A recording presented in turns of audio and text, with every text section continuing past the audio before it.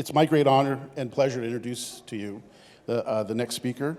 Although I don't think I need to introduce him, we're sitting about 1 kilometer from the Royal Ontario Museum Michael Lee Chin Crystal, one of the examples of his charity and giving back to the community. When Michael graduated from McMaster, he set off to work, and he realized early on that to achieve the goals he had for himself, he had to invest, and he made his first investment in himself.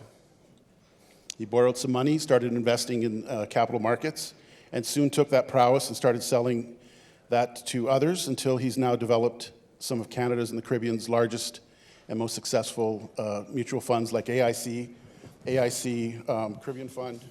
He's chairman of NCB Financial Group and Portland Holdings. I was fortunate enough to know Michael early in the 1990s, before my wife and I first headed off to Toronto, then to Ottawa for our careers. I remember the last time we bumped into each other, actually, before we moved away. It was at Costco on Golf Links Road in Hamilton. It had recently opened. Here comes the embarrassing part now. I'm sure, I don't know what's coming, but I just suspect there's some embarrassment coming. I don't think it's embarrassment. I think it leads into what you're talking about today. Okay. Although, feel free to be embarrassed if you want. We spoke a little, and then 30 seconds or so, then both couples continued on in our respective directions, and I pushing the shopping cart, because I drive the shopping cart just like the remote control. And Michael moved on without a shopping cart, which I found interesting. Fast forward about 10 years, I get a business magazine in Ottawa, and who's on the cover of the business magazine? Michael's beloved mother, Hyacinth, Gloria Chen. And the article is about the family-owned superstores in Jamaica. They started a business in 1964 of supermarkets. And I need to get this right. The article said that it had blossomed into the Super Plus supermarket empire. Michael wasn't shopping. He wasn't fearing change. He was studying. He and his mother saw an opportunity and made a prediction, which leads us to his investment philosophy: predict, plan, persevere, which he's going to expand upon today. He's also seen another opportunity and made another prediction. He's now investing in targeted radiopharmaceuticals, radiotheranostics. He's here to speak to us today. I think we should listen. Mr. Michael Lee Chin. Thank you very much, Peter. I thought you were going to talk about our days in the gym. No. Okay, No. that was the What happens with spandex stays in spandex. Okay. So, Michael, I stated into the introduction that you made your first investment in yourself. But to be successful, what are the other keys that you've focused on to lead you to your success? Well, at the end of the day, I thought, this was now back in the 80s, early 80s, if I could figure out a way, if I could figure out a formula, I'm an engineer, for wealth creation, that if practiced, the only outcome is wealth, then that would be the highest value add I could give to my clients. So, being an engineer, there's a scientific process we go through when you have an issue that you want to solve. Number one, you observe. Number two, you create a hypothesis from your observations. Number three, you stress test the hypothesis. Number four, if it holds true, you codify it. And lastly, you hardwire it. So I went through that process with the question of the day. Is there a formula that if you practice consistently, the only outcome is wealth? So what I wanted to do was to find some common threads between every wealthy person in the world. People who created wealth, not inherited it or married into it. And back in the early 80s, I figured it out.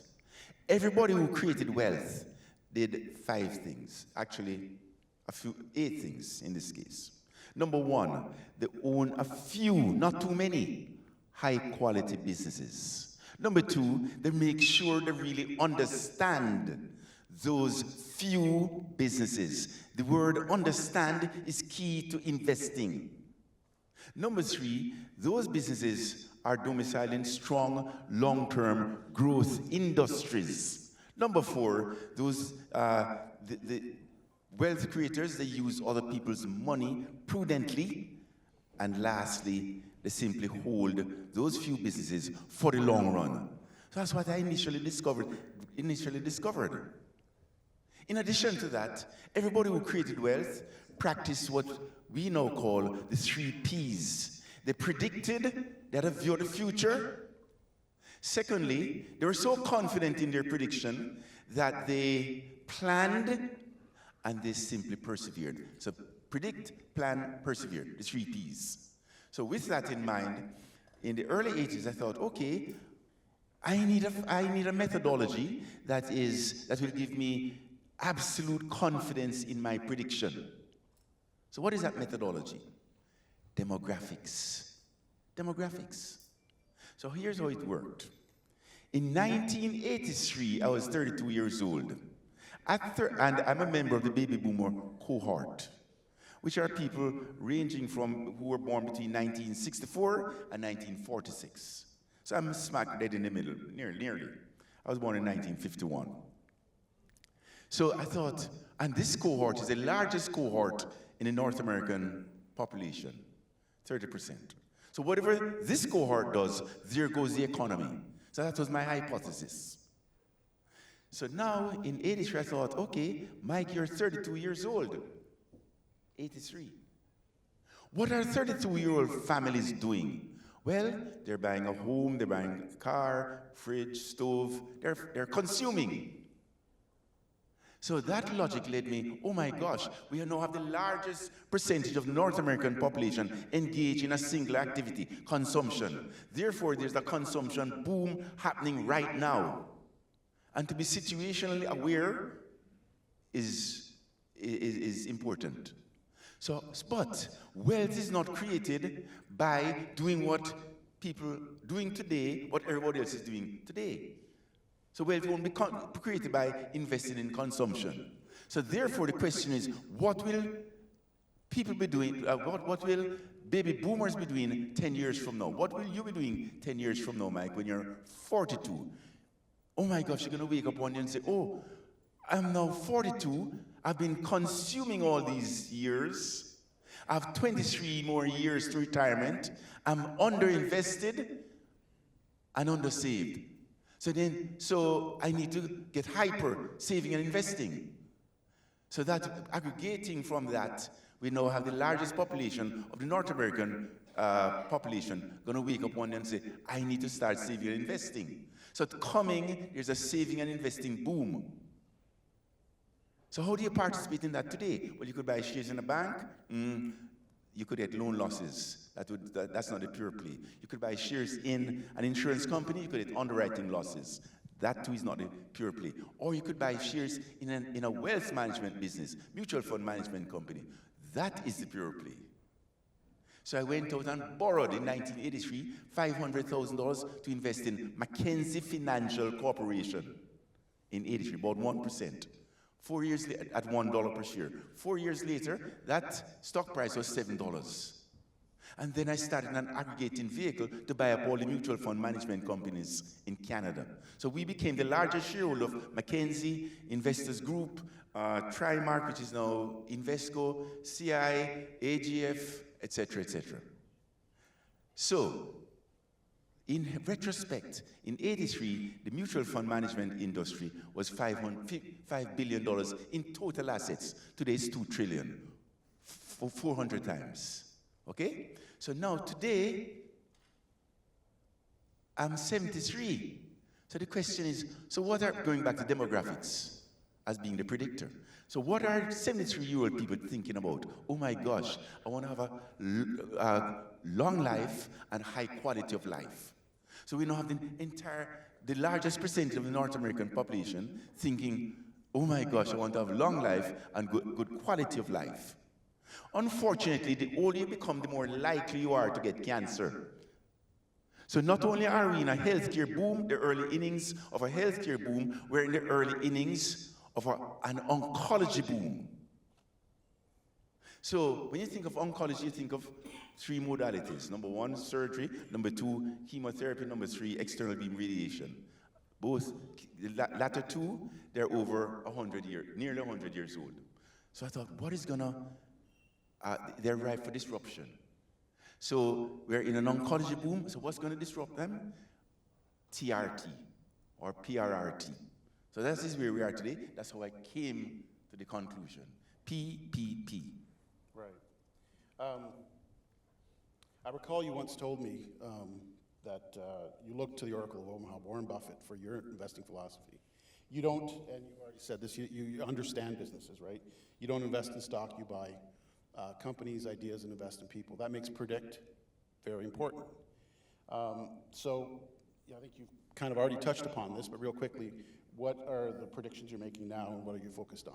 Well, the predictions, two predictions. Number one, there's going to be, as I just said it, cancer is going to be a huge growth. We're in a huge growth trajectory. And so that's number one. The second prediction is in 2015 at the Paris Accord, COP20, most countries signed up to be carbon net zero by 2050. But to be carbon net zero by 2050, you have to have the nuclear muscle. It's an imperative, you must. So the energy mix of today for most countries would be, I would define as a hub and spoke model. The hub would consist of fossil fuels. Spokes are renewables. The characteristics of fossil fuels that make them a great hub are, number one, they're always on. Number two, they're highly scalable. Number three, they're high energy dense, but they're dirty. So to get to carbon net zero, we have to supplant, we have to remove the fossil fuels and supplant it with some other energy source that are always on, highly scalable, and high energy dense, but clean. The only such source that is known to mankind is nuclear fission. So, that is coming. That has to be the energy mix of the future for every country, for them to get to carbon net zero. And there's a saying, whenever there's a shift in the dominant source of energy, there's also a shift in economic power. So, hence, the second tilt in terms of my investment focus would be in all things in nuclear, the transition to nuclear power, all things upstream of that, and all things downstream of that. And that includes radiotheranostics. How are you engaged in that market today? Well, I am engaged in, well, first I'm a director of a company out of Munich, Germany. The founder is sitting somewhere in the audience here. I met him in 2018. There he is, Oliver Buck. We met in Philadelphia in 2018, and he invited me to come to Germany to see his business back in 2018. I was blown away by what I saw and what he really engaged my mind to think, which is, this is the future of cancer care. And I believed what he said, so I bought into his company, ITM. ITM is now the epicenter of this industry, right? It has industry centrality because of the isotope distribution business, lutetium. So it's through my introduction to Oliver, and he invited me to become a board member of ITM, so I'm fully in. And then we have subsequently built an ecosystem around that investment in terms of different opportunities emanating from the knowledge we have developed from being associated with ITM. And we're proud to be part of that ecosystem, but that covers predict. So plan, and let's bring it a little closer to home. Canada led the isotope supply for 70 years. At some points, 80% of the market. Why do you believe Canada is well positioned to lead the medical isotope production again? And what should investors, businesses, and governments be doing better to plan for that success? So the plan part. Well, I'll just zoom out a little further than that question is implying. Ontario, specifically, Ontario is in a phenomenal position to be all things nuclear to the world. Ontario. We're totally vertically integrated, totally. From mines to IP, to clean energy, nuclear, and we're a nuclear-friendly province, which is very important. So there's less resistance there to a country like Germany, as an example. And in the isotopes, we led the world. Now, so what is going? So we lost that position. We lost that position briefly. And if we're going to regain that position, number one, there has to be a stronger PPP relationship with the government. And in fact, I would suggest that the focus should be as deep as, okay, let me roll back. Whenever you are at the beginning of a boom, that is a great opportunity to create a lot of wealth. So we in Ontario, if one way in which Ontario could really cement its position is to make its citizens wealthy by having its citizens participate in this coming boom. How? We have, a flow-through shares. Mm-hmm. So give tax breaks to investing in this area so we can have citizens invest at an early stage of a long-term cycle and be incented for it. So we just have to have our North Star being make Ontario the epicenter of the world for all things nuclear. Whether it's from legislation to taxes, and we are predicted, and I think this government is that way oriented already. We now have to plan by being fully in. Our universities will boom because there's a dearth of trained personnel in both the medical side and the clean energy side. So our universities should think PPP also. And because we could produce nuclear personnel for the world. And we once did, and we can do it again, I think, if we follow your advice. So Persevere. From your perspective, how can Canada sustain this excellence and maintain global relevance? We can sustain it by realizing that we're onto something big. We're onto something big. We are the chosen one. We are the chosen one because we're vertically integrated. We have the history, we have the experience.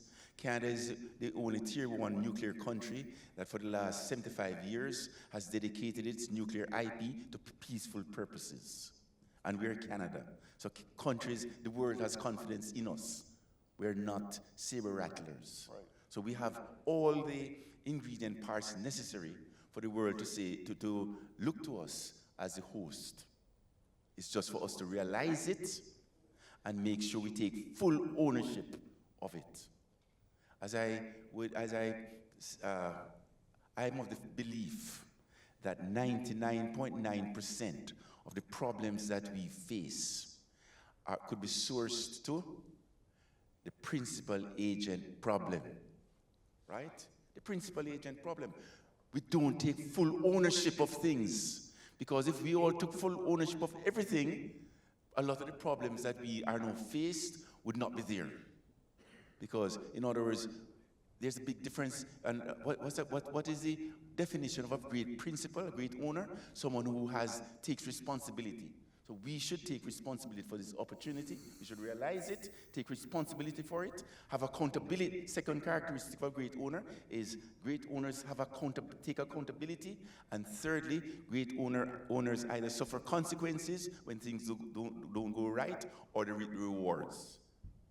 So we need to take full ownership of it, realizing that this is the way that we can really make Ontario great, make the citizens of Ontario wealthy, make Canada take advantage of Canada's natural resources, and take advantage of our history of building wonderful nuclear IP for peaceful purposes. So we are perfectly positioned. You seem very confident and proud in your closing remarks. How can we do more of that and be a little less Canadian when it comes to our prowess in this area? How can we be a little less? A bit more proud and confident in what we can do. Yes. All right. Okay, thanks. Michael, you're a true Renaissance man, always inspiring and insightful. Thank you very much. My pleasure, Peter.